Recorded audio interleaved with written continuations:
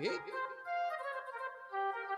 এই ঘরে যে বসবাস করে তার সন্ধান কোনদিন করেছো তুমি?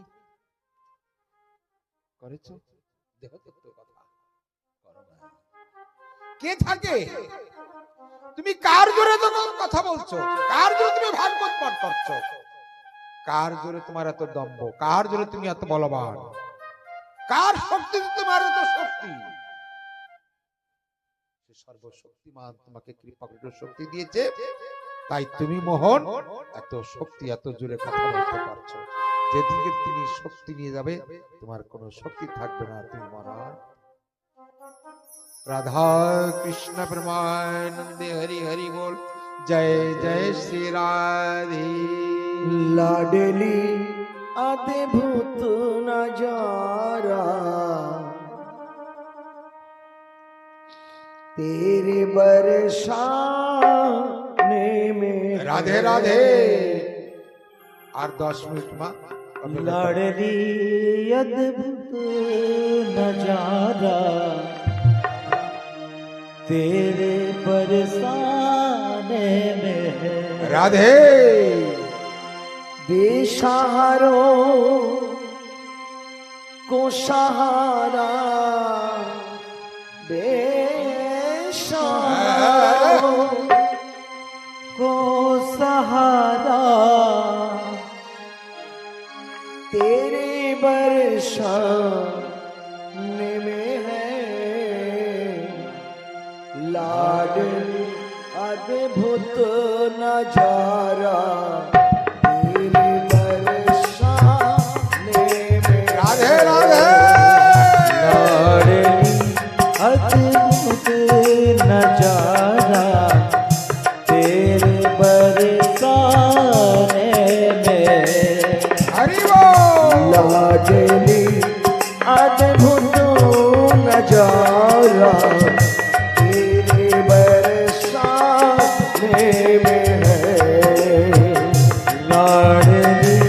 अद्भुत नजारा तेरे बरसाने में।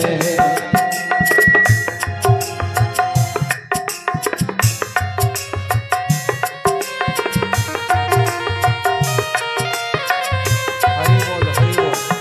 जय हो।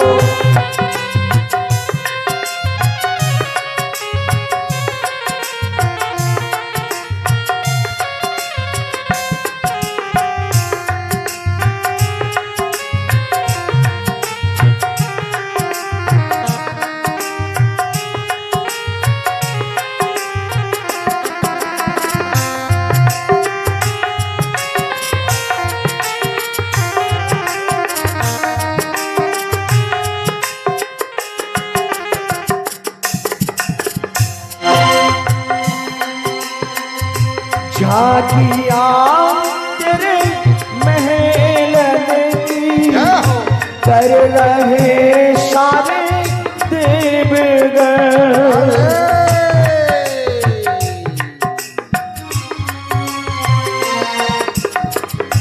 झाकिया तेरे महल की कर रहे सब देवगण। झाकिया तेरे महल की कर रहे सारे देवगण। आ गया वैकुंठ सारा, आ गया वैकुंठ सारा तेरे बरसाने में है। लाडली अद्भुत नजारा तेरे बरसाने में। जय हो जय हो। अद्भुत नजारा तेरे बरसाने में। जय हो।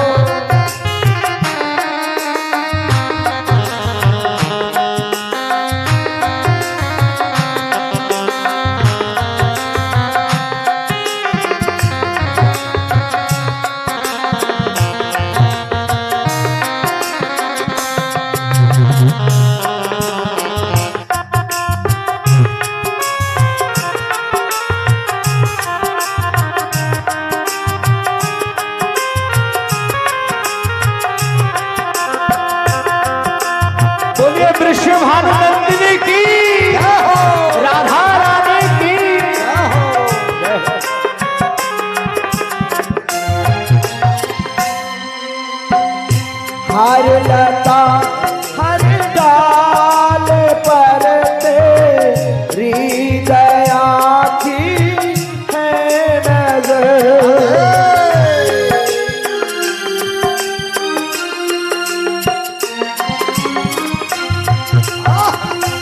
हर लता हर डाल पर तेरी दया की एक नजर।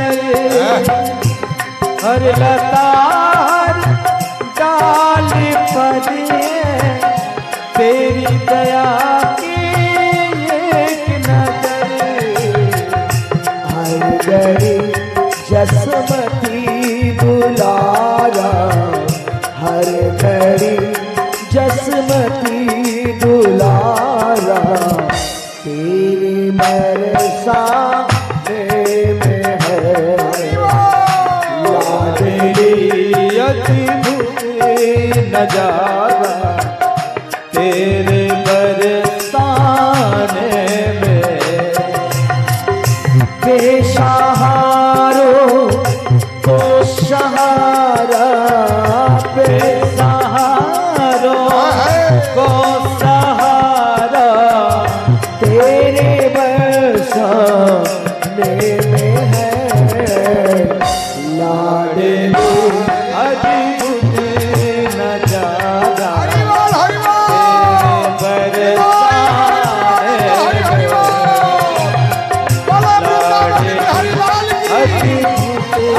नजारा, तेरे बरसाने में।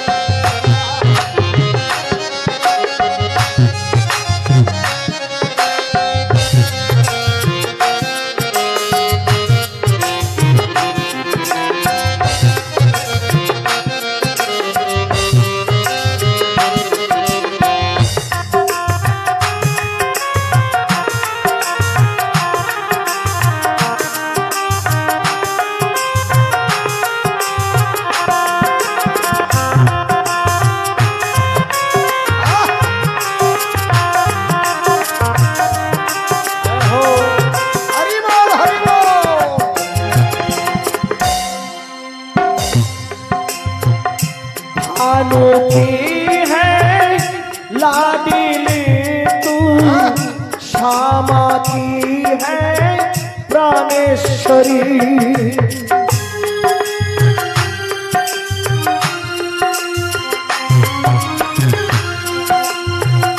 भानु की तुम लाडली हो, श्यामा की तुम प्राणेश्वरी।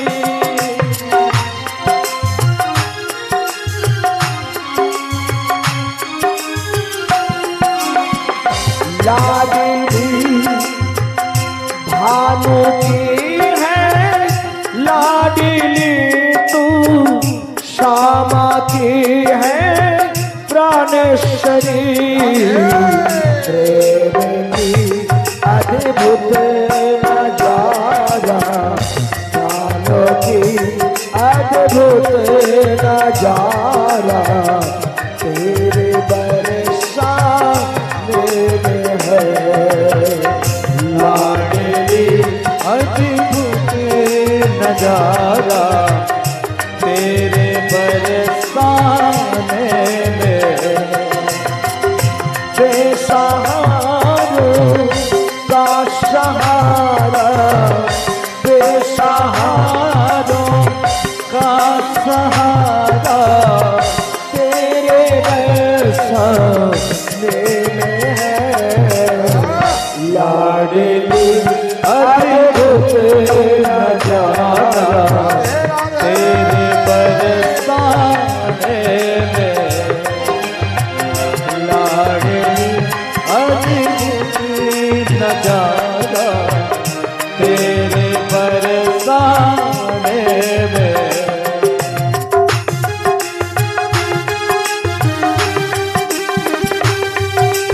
बोलो बोलो बरसाने वाली की, बोलो राधा रानी की। प्रेम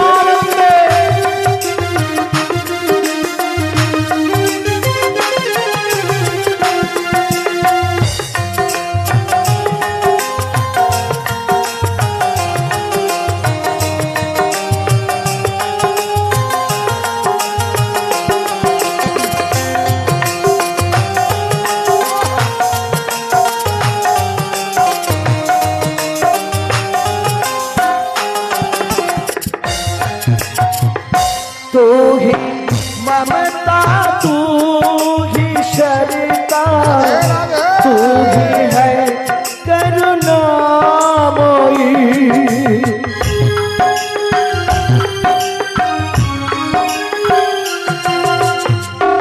तू है ममता, तू है सरता, तू है करुणामयी। तू ही ममता, तू ही शरता, तू ही है करुणामयी। तेरी कृपा शीतल छाया, तेरी कृपा शीतल छाया, तेरे बरसाने में है लाडली अद्भुत नजारा, तेरे बरसाने में।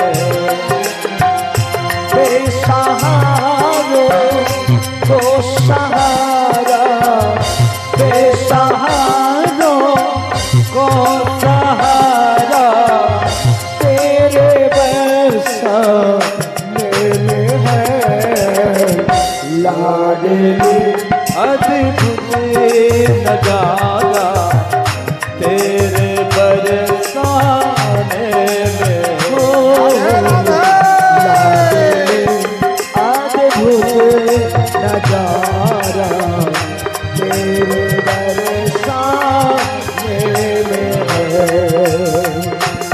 लाडली अद्भुत नजारा, तेरे बरसाने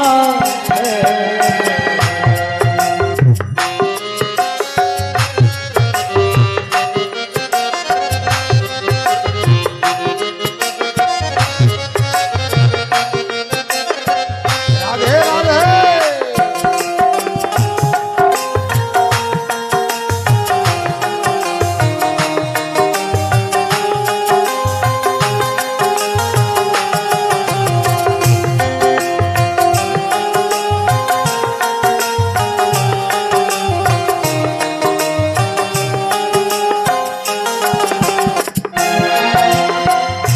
अब कहाँ जाऊं किशोरी, तेरे द्वार को छोड़ कर। जय हो जय हो।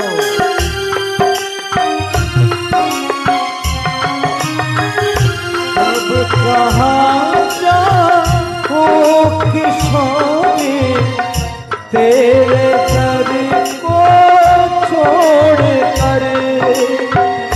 अब कहाँ जाऊं किशोरी, तेरे द्वार को छोड़ कर। मेरे जीवन का सहारा, मेरे जीवन का सहारा, तेरे बरसाने में है लाडली अद्भुत नजारा, तेरे बरसाने में हो लाडली अद्भुत नजारा, तेरे बरसाने में है लाडली अद्भुत नजारा, तेरे बरसाने में। बेसहारो को सहारा, बेसहारो को सहारा, तेरे बरसाने में है लाडली अद्भुत नजारा, तेरे बरसाने में हो लाडली अद्भुत नजारा, तेरे बरसाने में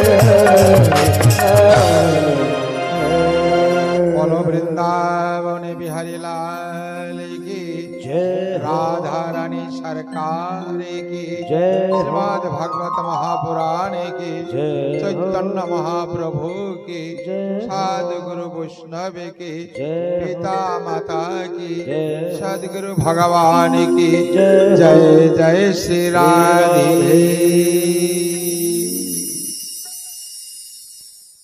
भक्तगण, ভাগবত কথা শুনে কি ভালো লাগছে? বাবা, সকলের ভালো লাগছে। আমার গোবিন্দ তুমি কৃপা করো সকলকে। আমা কৃষ্ণ কথা ভালো লাগে না কার? যে কর্ণে কৃষ্ণ কথা শুনতে ইচ্ছা করে না সেটা কর্ণ নয় মা। ভাগবত বলেন যে এটা হচ্ছে সাপের গর্ত। যে কর্ণে কৃষ্ণ কথা, ভাগবত বললেন, সুখদেব মহারাজ বললেন যে পরীক্ষিত, যে কর্ণে কৃষ্ণ কথা হরি কথা শুনতে তার ভালো লাগে না, সেটা কর্ণ নয়, ওটা সাপের গর্ত। ওই গর্তে কে থাকে? সাপ থাকে। আর যে বদনে কৃষ্ণ কথা, ভাগবত কথা, হরি কথা যে বদনে বলে না, আজে বাজে কথা, গল্প কথা, আনো কথা যে বলে, ভাগবত বললেন সেটা হচ্ছে বদন নয়, ওটা হচ্ছে ব্যাঙের জিহ্বা। সাপ জানে না যে ব্যাঙ কোথায় আছে। ব্যাঙ ওই বক বক করে বলে দেয় যে সাপ আমি এখানে আছি। অর্থাৎ ওই আজে বাজে যখন আলোচনা করা হয়, গল্প চটাম, ওই গল্প করতে করতে এমন কর্ম মাঝেটা করে ফেলায়, লাস্টে থানা পর্যন্ত দৌড়াতে হয়। কথাটা বুঝে নেবেন। আমি এমন গল্প কেন করব, আর ওই থানাতে কেন যাব, অশান্তি কেন ঘটাবো বাবা? এর জন্য মায়েরা কত সুন্দর সকলে ভাগবত মুখী। সারা রাত্র যদি আপনারা শুনলেন, তাও এই দেশ শাসন থেকে উঠুন, আমি কথা দিচ্ছি, যাব না, বাইরে যাব না। আমা কৃষ্ণ কথা ইহকাল পরকালের বন্ধু, শান্তিদাতা, আনন্দদাতা, শান্তিদায়ক, আনন্দদায়ক, কল্যাণকারক, মুক্তিদায়ক ভাগবত। এখন তো খাওয়া দাওয়া করে ঘুমাবো রাত্র 9টা পর্যন্ত, দিন 9টা পর্যন্ত, কাউ তো 10টা পর্যন্ত ঘুমাই দেখেছি। রাত্রে 1টার সময় যদি ঘুমাই, 4:30টার সময় ঘুম ভেঙে যায়। কষ্ট তো কম হয় না মা? এই যে বসে রয়েছি, কার শক্তি? আমার কোনো শক্তি নাই। এই যে কথা বলি, কার শক্তিতে? আমার পিতা মাতা, এবং আপনারাও তো আমার পিতা মাতা না? আপনাদের শক্তিতে আমি শক্তিমান, আপনাদের ভক্তিতে এই অধম ভক্তিমান। এর জন্য এই বদনে ভগবান দিয়েছেন, এই বদনে অর্থাৎ এই মুখে সদা সর্বক্ষণ তুমি কৃষ্ণ কথাই বলবে, ভালো কথা বলবে। এই বদনে ভালো কথা, কৃষ্ণ কথা বলা যায়। আবার এই বদনে এখন একটু অশ্লেষ ভাষা বলুন, আমার পাঠক টাঠক বলে আর মানবে না। এখান থেকে যখন নেমে যাই, সারাদিন প্রায় এসে প্রণাম করতে থাকে। মনে মনে ভাবি যে একটু পাঠক তো নয়, একটু পাঠ করি, আলোচনা করি, তাই এত শ্রদ্ধা করে। আর প্রকৃত যদি আমি মন চিত্ত এক, মন মুখ এক করে শুদ্ধ আত্মা যদি আমি চলতে পারতাম, তাহলে আরো কত কি না হতো।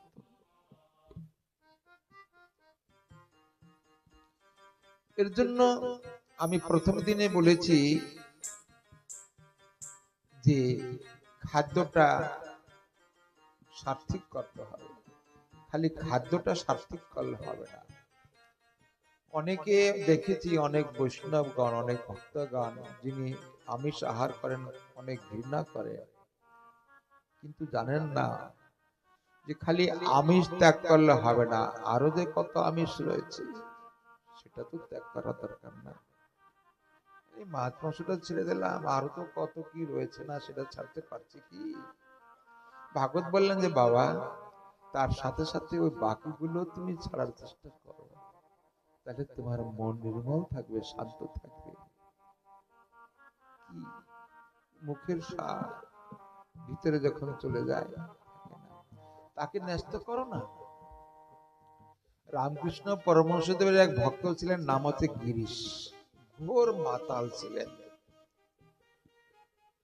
মদ খেতে যেতেন, গুরুদেবকে টানতে টানতে নিয়ে যেতেন, গুরুদেব চলুন। কোথায় যাবি বাবা? আরে আমার মদের নেশা পেয়েছে গুরুদেব।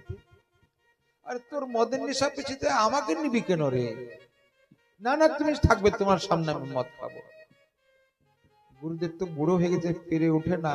গিরিশ ঘোর তো গিরিশ জানতেন যে আমার গুরুদেব সব জায়গায় রয়েছে, আমার গুরুদেব সামনে থাকবে, তার সামনে আমি মদ খাবো। দেখি গুরুদেব আমাকে কবে এই মদের নেশার থেকে আমাকে ফিরায়, সেদিনকে জানবো যে আমার প্রকৃত পরীক্ষা। মদটা খেয়ে গুরুদেবের কান্দে হাত মিলে বলছে, গুরুদেব আজকে নেশাটা না অনেক হয়ে গেছে, চোখে দেখি না গুরুদেব, আমি ওই দক্ষিণ পাড়ায় যাব, পশ্চিমী পাড়ায় যাব, আমাকে নিয়ে চলো। সে কি বাবা, তুই যাবি পশ্চিমী পাড়ায়, যা, আমাকে কেন নিবি বাবা? না না, তুমি চলো। কথাটা চিন্তা করবেন মা, কর্মটা কিন্তু অসৎ কর্ম করতে যাচ্ছে শিষ্য গুরুকে সঙ্গে নিয়ে। গুরুদেব বলছে যে বাবা তুই যাবি, যা, আমাকে কেন না, তুমি সাথে থাকবে। মদ খেয়ে যখন কুস্তিনি পাড়ায় যাচ্ছে, গিরিশ ঘোষ টানতে গুরুদেব তো পারি উঠে না না, কুস্তিনি পাড়ায় গিয়ে বলছে, গুরুদেব তুমি দরজার ধারে দাঁড়িয়ে থাকো, ভিতরে ঢুকবে না। হ্যাঁ বাবা ঠিক আছে। গিরিশ ঘোষ তো ভিতরে ঢুকছে, তারপরে শূন্য ঘর আপনারা পূর্ণ করবেন। এদিকে হাতে তাল দিয়ে রামকৃষ্ণ পরমদেব বলছে, মা গো তুই যে কত ভাবে বিভক্ত রে মা, কখন দ্বিভুজ, কখন চতুর্ভুজ, কখন করুণাময়ী, কখনো মহাকাল রূপিণী, কখন মা, কখনো স্ত্রী, কখনো শ্যামা, কখন অর্ধাঙ্গিনী, কখন জননী, কখন কামিনী। অমা তুমিও কি এখানে আছো? অমা। রামকৃষ্ণ পরমহংসদেব হাতের তালে দিয়ে মাকে সম্বোধন করছেন।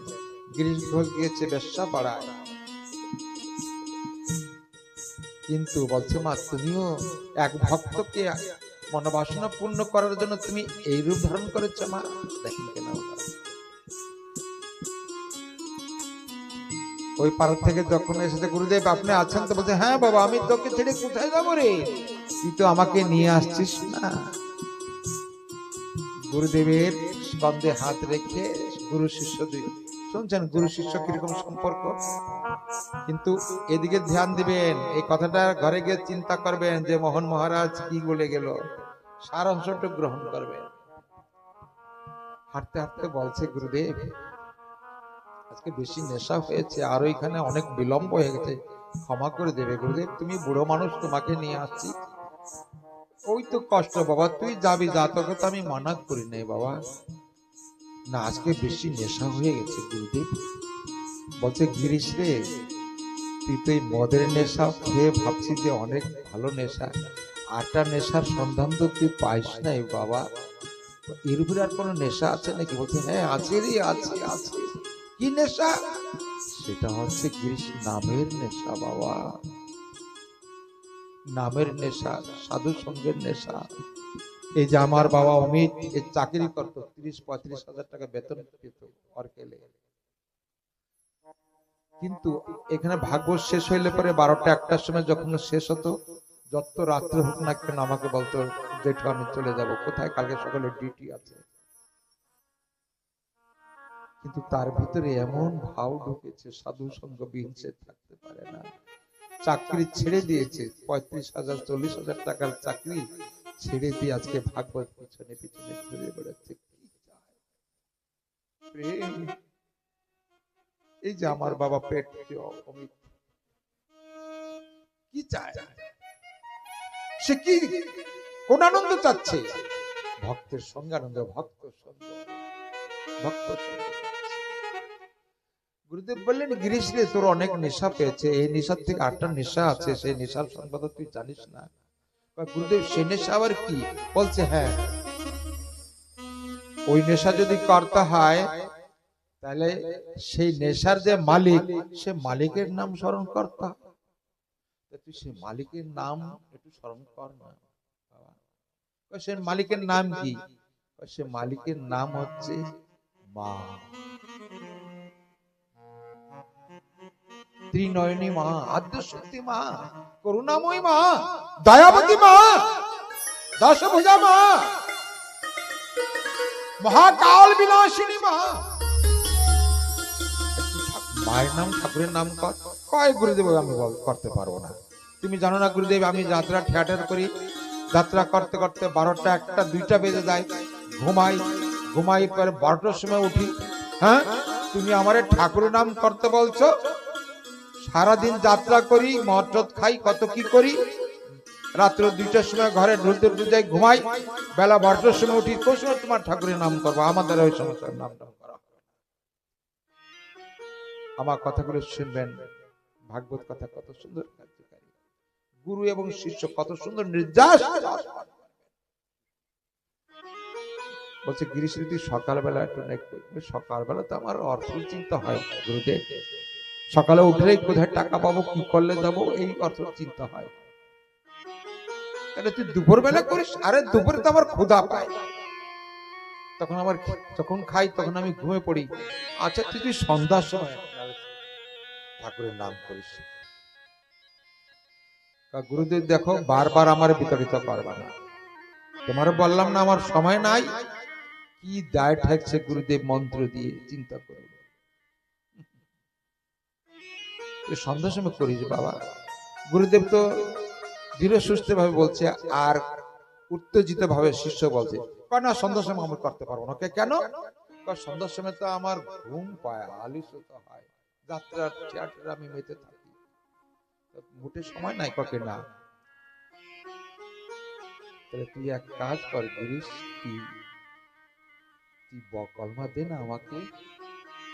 আমার বকলমা ঠিক কি জানেন তো, মানে হে গিরিশ, তোর তো সকালও সময় নেই বাবা, দুপুর বেলা তোর সময় নেই, সন্ধ্যার সময় তোর সময় নেই, তবে তুমি কি বকলমা দে, অর্থাৎ তুই সবকিছু আমাকে নষ্ট করে দে।